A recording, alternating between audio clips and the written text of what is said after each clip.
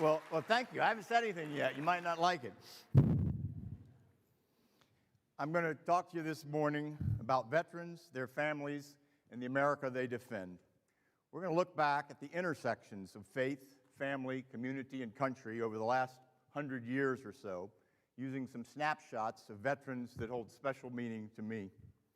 Then I'll close with some comments on the spiritual and patriotic revival that is building in our nation as we approach the 250th anniversary of our independence. I want you to understand what it means to fight for God and country with power and love and fearlessness. It's time to thrive. But first, I've got to get quite a bit younger and quite a bit smaller to take you back to a Sunday morning in the spring of 1970 when I walked down the aisle of First Baptist Church at altar call to make a profession of faith. One afternoon the next week, Reverend Shook came to see a precocious, almost 7-year-old at our house at 350 Windermere and sat with me to verify my intellectual understanding and my spiritual decision. He's a tough pastor. I passed his test. And so he joined me, and I was baptized on 10 May 1970. I stepped down into the baptistry at the old church to find myself, here's the railing, looking through like a splash glass of about 6 inches. But if I got up on my tiptoes, it was one of these things. I could see, oh, there's Home Royal. So I could see over the thing and see people in the audience. I put one of my little boy hands on Bob Shook's forearm and one in his big old paw. He took me down and brought me up and helped me follow Jesus' example of immersion baptism and publicly declare my salvation and obedience. 50 years or so later, it's nice to be home. Slide. First slide. I know you're deep diving Romans. I pulled up service last week, so I'm studying up. But I still believe the basic equation of salvation remains simple enough to be understood by a 6-year-old. Paul summarized it as if you confess with your mouth that Jesus is Lord and believe in your heart that God hath raised him from the dead, you will be saved. But while our spiritual salvation, our spiritual freedom is free to us, it is not free. It is paid for by the sacrifice of Jesus Christ. Your salvation is the acceptance of the facts of what Jesus has already done. Humbled himself, enlisted in the cause of saving the world, and was obedient to the point of death, even the death on the cross. So as I grew up here, my family, in this church, my children's church pastor, Bob Haynes, many of you came to greet me today, this community, Eustis Public Schools, K through 12, burned into me, beat into me, the values and beliefs that are our heritage, prepared me to go forth and conquer, and did the best they could to see that I grew in wisdom and in stature and in favor with God and man. Next slide. Then in the summer of 1981, I left Eustis for Duke and took my first oath of office as a midshipman. I, David William Coffman, do solemnly swear that I will support and defend the Constitution of the United States against all enemies, foreign and domestic, that I will bear true faith and allegiance to the same, that I take this obligation freely without any mental reservation or purpose of evasion, and that I will well and faithfully discharge the duties of the office upon which I'm about to enter. So help me God. Did I well and faithfully discharge the offices I held over the next 38 years? Well, that's a long, long story for another day and a book I'm trying to write. But suffice to say, in leading Marines and other service members in peace and crisis and conflict all over the world, I have certainly learned that all the blessings I had growing up in Eustis and the personal freedom and liberties we enjoy in this place called the United States are amazing and precious things. And that freedom is not free either. And to explain the cost, first, Now, JP will take this and the other Marines I met. I got to give you a little, we call it a PME, a short class about officers and enlisted. The officer oath I served under from 1981 to 2019 is a sworn acceptance of a commission to serve in a leadership role in our armed forces. But the enlisted oath that our rank and file service members swear is much more clear-cut and, to my mind, much more compelling. Next slide, please. They say, I solemnly swear that I will support the Constitution, defend the Constitution of the United States against all enemies, foreign and domestic, that I will bear true faith and allegiance to the same, and that I will obey the orders of the President of the United States and the orders of the officers appointed over me according to regulations and the Uniform Code of Military Justice, so help me God. The key verb in the oath of enlistment is obey. And I have always reminded my Marines and the American civilians they protect that the obedience goes the whole way, even to the point of death. This is the key distinction of military service, and especially for our all-volunteer force, reason enough to respect and honor the commitment of our service members to be the blood and treasure that our nation spends to protect our families and our way of life. I hope you'll reflect today on that notion of obedience. And I hope you'll make the connection that, as the pastor said, that your freedom to speak your opinion, to worship in this church, to live and work here in Central Florida, to pursue life, liberty, and happiness as you wish in a free and prosperous nation is paid for every day by patriots under oath to our nation. In the end, this willing surrender of personal liberty and commitment to service and following orders is what connects veterans, past, present, and future, and builds the legacy of service we celebrate this week. Let's meet some of these veterans. Slide, please.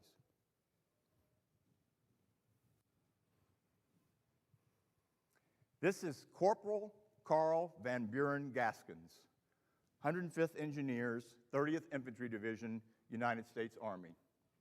My grandfather. We called him Papa. He was born in 1892. He grew up in rural South Carolina on land that had been in the family for generations, still is. He had the grade school education common to his time. And following America's declaration of war on Germany in the spring of 1917, he and his younger brother, Fred, enlisted, joined other volunteers from the Carolinas and Tennessee to make up the 30th Infantry Division. In May of 1918, the division sailed to France. It would be the only time my grandfather ever traveled outside this country. On 16 October 1918, his brother Fred, also a corporal, was killed leading his men in charging enemy machine gun nest during the last offensive of the war. Sometime years later, the government flew Fred's Gold Star mother to France to visit his grave. He's buried at the Somme Cemetery in France. Needless to say, the only time she ever traveled outside the United States. Less than a month after Fred earned his Distinguished Service Cross, the armistice was declared. What was left of the division sailed back home in the spring of 1919. According to family story, Papa's dad, Thomas Gaskins, knowing Fred was lost and Carl was due home, but not knowing exactly when, he would go each morning to the big field behind the house to the fence line, and knowing Carl would get to Chesterfield and then walk the last few miles to home. And he would go, he would sit, he would watch, he would wait. The next day, he would go, he would sit, he would watch, and he'd wait. The next day, and after some days, he looked, and across the field, that big, unmistakable Gaskins head and those big, unmistakable Gaskins legs. And he ran across to greet his son. I love that story. I've often wondered, while sitting there waiting, did Tom Gaskins think of his own father, John Darling Gaskins, what a great name, who had also put on a uniform and survived in a losing cause as a Confederate cavalryman? Or of other veterans in the family going back to the 1700s, and at least two with service in another insurrection, the American Revolution, that time on the winning side. So Papa Carl came home, lived on the family property there in Chesterfield the rest of his life, down a dirt road that's now called Carl Gaskins Lane. You can Google map it. He got married, had 3 little girls. The third was my mom.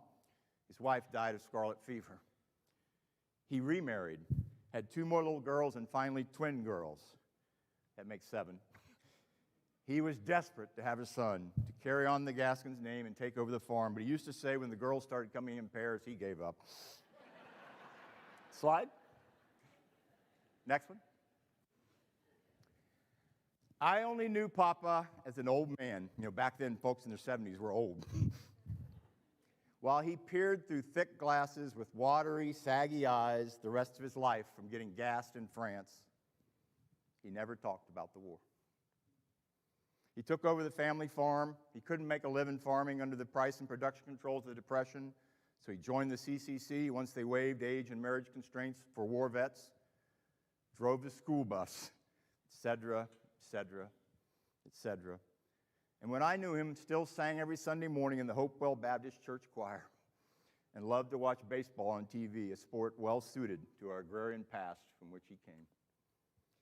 It was only long after Papa was gone that I first thought deeply about war and military service in America and tried to piece it all together. I learned that the great war that he survived cost Europe the best of a generation of young men, millions, changed American society in long-lasting ways, and was incorrectly touted as the war to end all wars.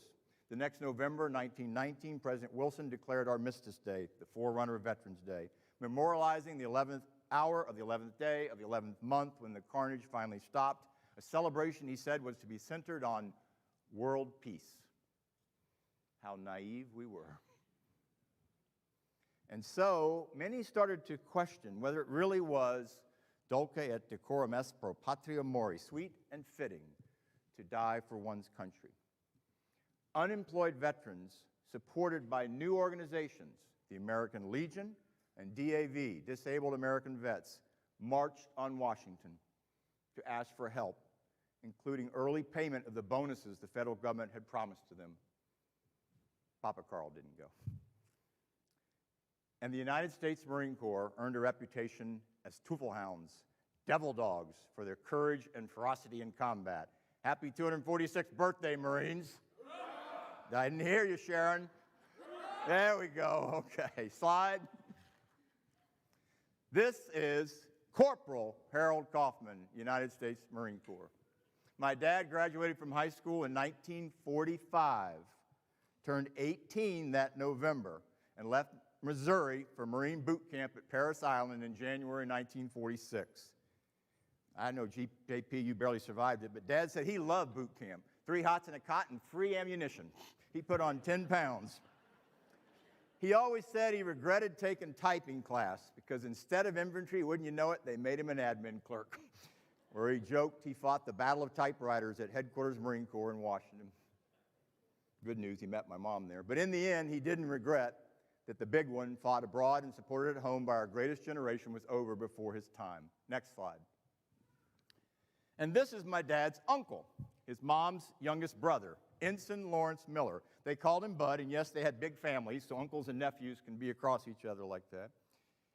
He died in an aviation training accident on 20 July 1944 before he could go to combat. He was 21 years old.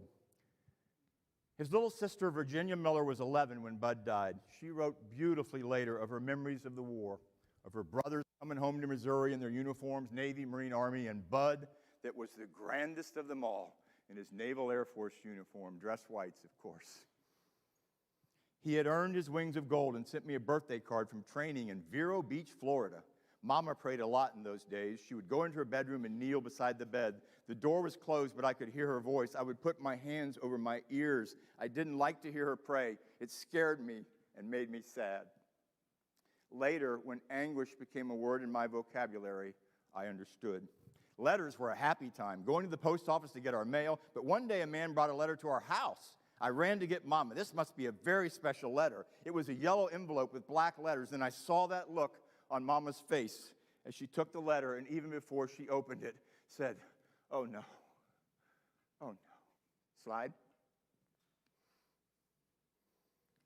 Virginia goes on to describe the military funeral, the high school gym, of course.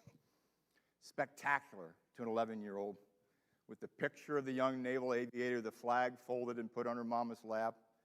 And then, I don't know where Mama got the star for the window, Maybe it was sent from Washington. Maybe if you needed one, you could get it at the dime store, a gold star to hang in your window. And when people saw it, they knew and wondered which one of the Miller boys it was. Slide. After 1945, millions of GIs like my dad built modern America. And a new global order policed by American economic and military power. They got educated, they raised their families, and they also boldly reasserted the Christian values their parents had built into them. America was now pledged to as one nation under God. And the national motto was codified as "In God We Trust." In 1954, after World War II in Korea, Armistice Day was changed to Veterans Day, and we kind of dropped the idea that we were celebrating world peace. Seems every generation has to relearn what Jefferson knew, that from time to time, the tree of liberty must be watered by the blood of patriots as well as tyrants. Slide.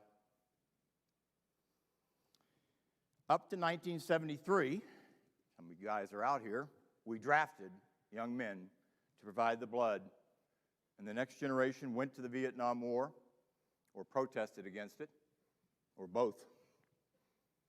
Our long national dialogue on freedom and rights continued, and the notion of America as a Christian nation under the hand of God came under attack as we moved from the Christian or Judeo-Christian age to the postmodern age, from God is great to God is dead.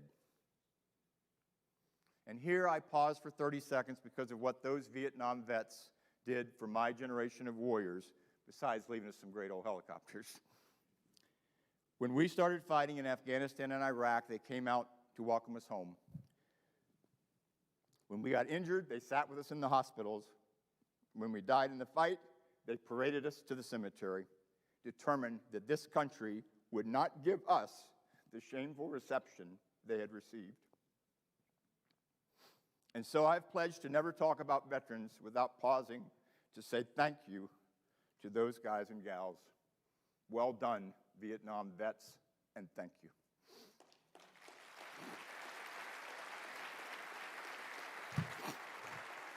Slide, please. Next one. Next. And now, that's not Papa Carl, that's me. And now, my turn. I didn't know in leaving Eustis in 1981 that I'd become a naval aviator and a professional warfighter and spent 34 years as an officer of Marines. But along the way, I developed a passion for the mission, for the Marines and their families, and for leading in tough times. For the first 20 years of my service, the Cold War got colder, then it closed up, and my mama back here in Eustis prayed me out of combat no matter how hard I tried to get some action. But, gotcha, Mama, that changed after September 11th, 2001. Y'all remember that date? Seems like some people have forgotten it. September 11th, 2001, as we were called to fight a new enemy, just as the generations before us had fought their wars. And so it was that on the 4th of July in 2004, I found myself as the commanding officer of Marine Medium Helicopter Squadron 161, deployed to a place called Taqadum, Iraq. Next slide. Taqadum was a former Iraqi Air Force base we'd taken in the invasion the previous year. It sits on the shores of Lake Habbaniyah, 10 miles south of the Euphrates River, not the Garden of Eden, and 15 miles equidistant from Ramadi to the west, Fallujah to the east, the Sunni Triangle. Taqadum, we called it TQ, had been our home for 4 months, where our primary mission was as the main casualty evacuation or CASEVAC squadron for the Marine Force in Iraq, standing 24/7 alert with our Vietnam-era CH-46 helicopters and crews to respond to calls for evacuation of critically injured soldiers, sailors, and Marines. Next slide.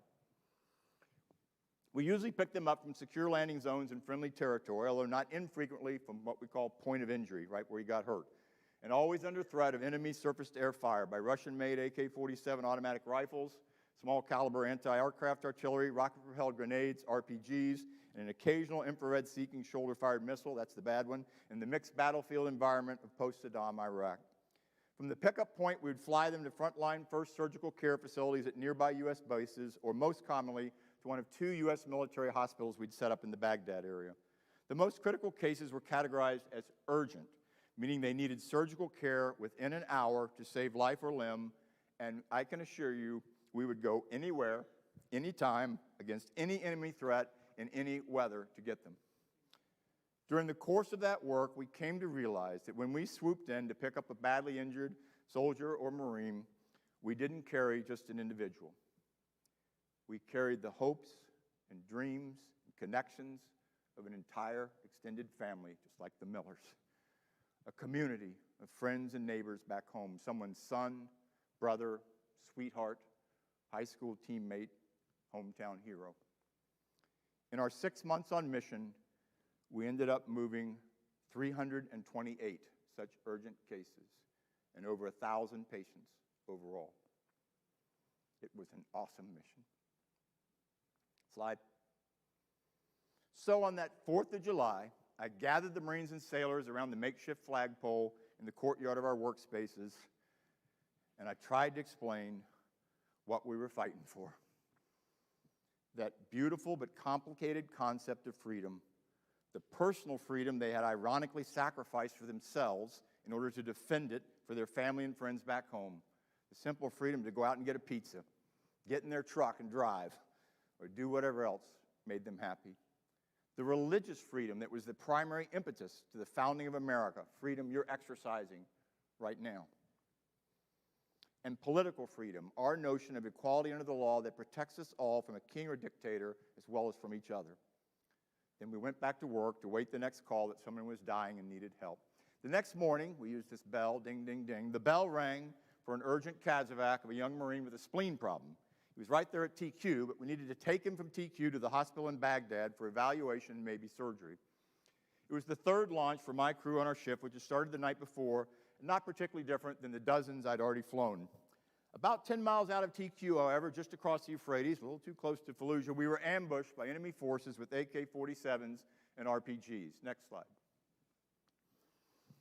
The first round came through the windshield, hit my body armor right at the edge of a ceramic plate we wear, which is called a bullet bouncer, and didn't bounce, fragmented up into my face and neck. The largest piece, about the size of a nickel, came up and fractured my jaw. In all, we took a dozen or so rounds in various places on the helo. Those were some tough old planes. We lost all our communications. A flash fire of hydraulic fluid swept through the cabin. Thankfully, they missed with the RPGs. As trained, the crew did a terrific job of handling our problems. We successfully evaded the enemy. I started us back toward TQ and passed it to the co-pilot to land our crippled plane at the Casevac pad right next to TQ Medical. Then I walked off the helo and began my personal journey through the same medical evacuation system into which we had delivered all those urgent casualties. Next slide.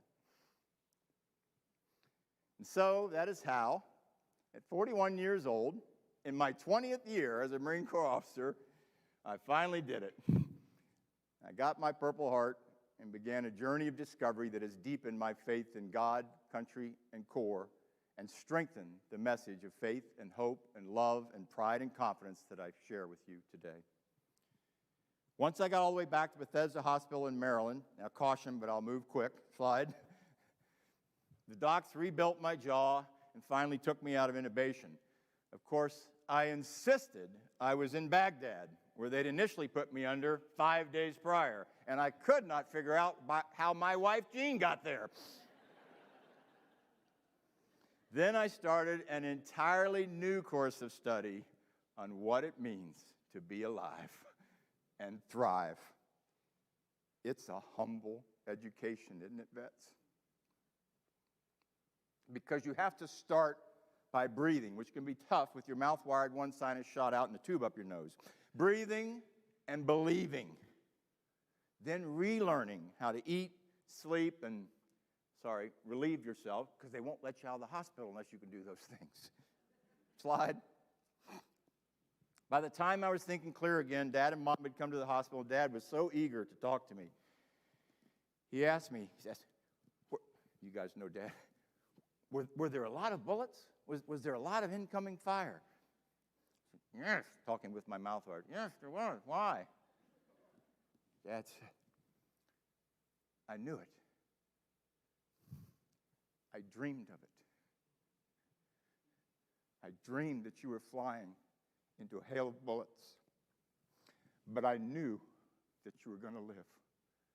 And not just survive, son, but thrive. Miss you, Dad.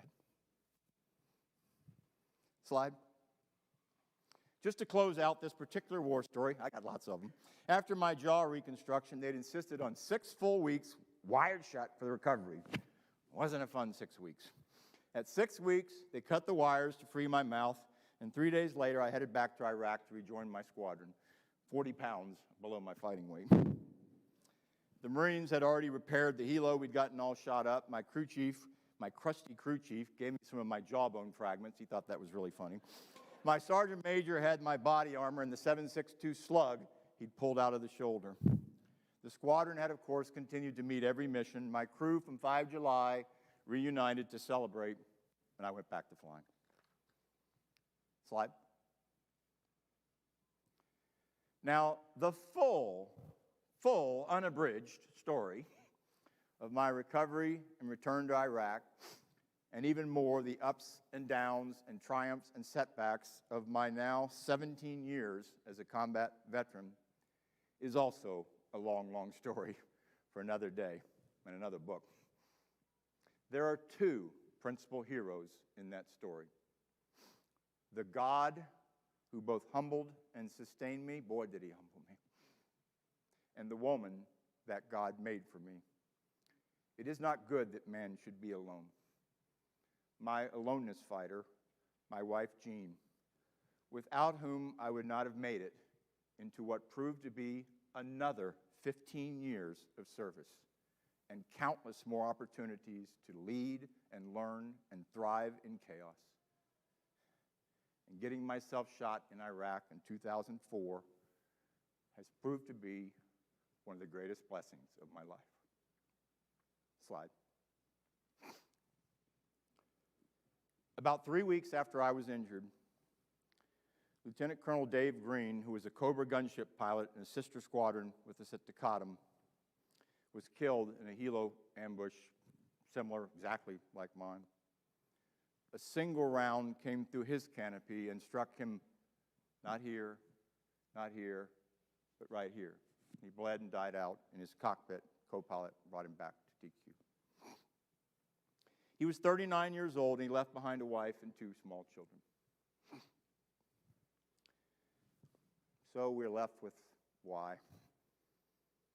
In the story of our family, why Carl and Fred Gaskins volunteered to go fight in France. Why Corporal Carl Gaskins lived and Corporal Fred Gaskins died. Why Harold Coffman missed the war and went on to become the patriarch, the papa, of our wonderful 4-generation family, while his Uncle Bud crashed and died trying to get to it and sits, frozen in time in his dress whites, in an ever thicker Miller family tree book, the only one of 14 Miller children, no spouse, no descendants. Why Dave Coffman lived and Dave Green died.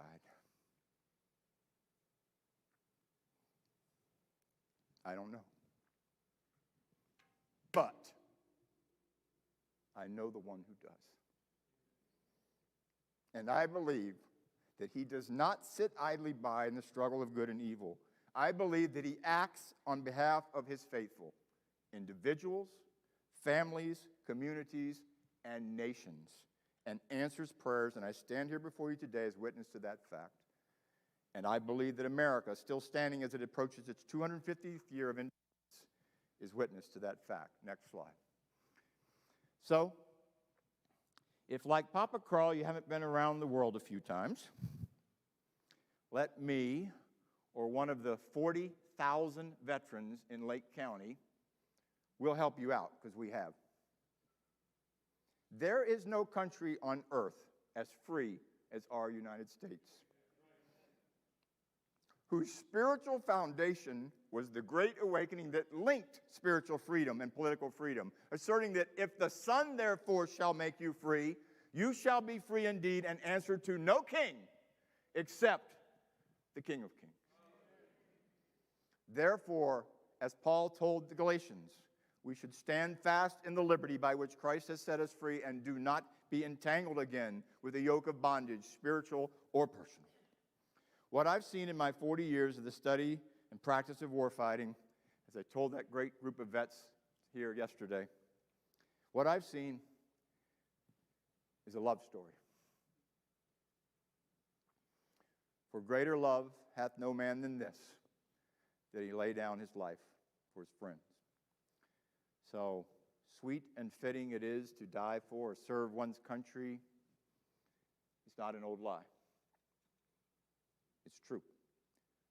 We have to make it true. And since war is always old men talking and young men dying, if our youngsters serve under crappy leadership, making bad decisions, or in fights we shouldn't have taken on, or win medals with their heroics because leaders and planners like me couldn't get it done at lower cost, then shame on us. Shame on us. But for them, all the more noble. It was my job as a leader of Marines to make the enemy pay a high price for the blood of our youngsters. And it is your job as Americans to make this country a fitting home for such heroes. How are we doing? Well, as we discussed yesterday, there's some bad news. Our culture is now moving from the postmodern age to the post-Christian age. Our spiritual freedom and our personal freedom are under attack. We are, believe it or not, we are moving from moral relativism to false morality, false teachings, and false gods. And this movement threatens everything veterans like the ones I showed you today have fought for. It's time to get to work, folks. Slide. But here's the good news. Here's the good news. We are well equipped for revival. We are well equipped for revival.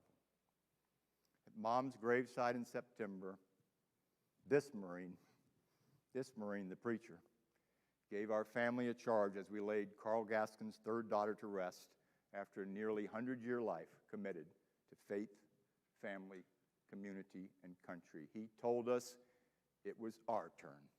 She done did her job. What an awesome heritage I have been given. What have I done to deserve love like this?